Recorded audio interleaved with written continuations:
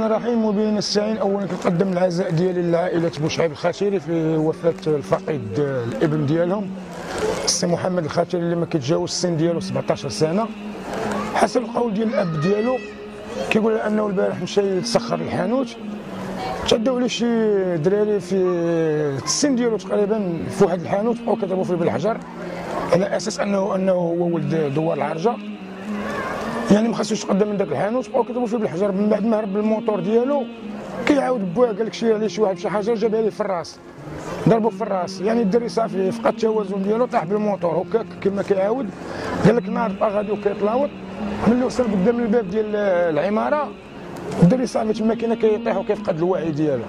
ملي جات الاسعاف وداو المستشفى ديال العائشه، كيوصل تما كاين اليوم كتجي الخبر كينزل على الساكنه ديال حي فتح كالصاعقه، وكيقولوا على ان الدري يتوفى.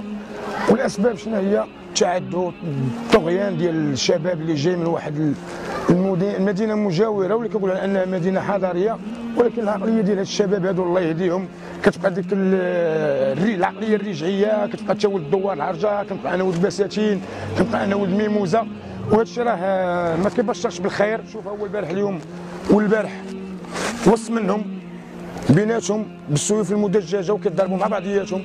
اليوم كيروح الضحيه طفل، هذا راه طفل في العمر ديالو ما كيتجاوز 17 سنه، راه غدا ولا بالغدا غيتعرض انا ولدي للاعتداء ولا غتعرض بن ولا.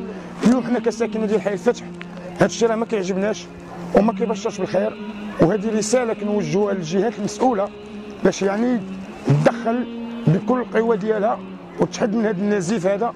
واش التكديس ديال البراريك هو الحل؟ بغيتوا تفكوا من البرارك جبتوهم لواحد البلاصه اللي هي لا امن لا سلام لا تعليم لا صحه لا حتى شي حاجه ما كاينه. هذا سخروا بواه مشى للحانوت وتنسمعوا راه تلقاو ليه هذوك الناس ديال الميموزه ديال البساتين ولا ديال الميموزه وتيضربوه بالحجر على اساس هذا الشيء هذا كاين هنايا. وحنا دابا الوليدات ديالنا كيمشيو للمدرسه، والوليد ديالي انا صيفطو للمدرسه مشى للمدرسه وخرجوا ليه هما تيقول لي حتى من الحي من العرجه نتوما ولاد العرجه غادي نديروا لكم نفعلوا لكم، وشدوه وضربوه ولدي انا وتيحيدوا لي الطاقيه ديالو وتيقول ليه حتى حقا راك حتى من العرجه وحيد الطاقيه وانا وليد ديالي راه داير ليه العمليه وتيضربوه.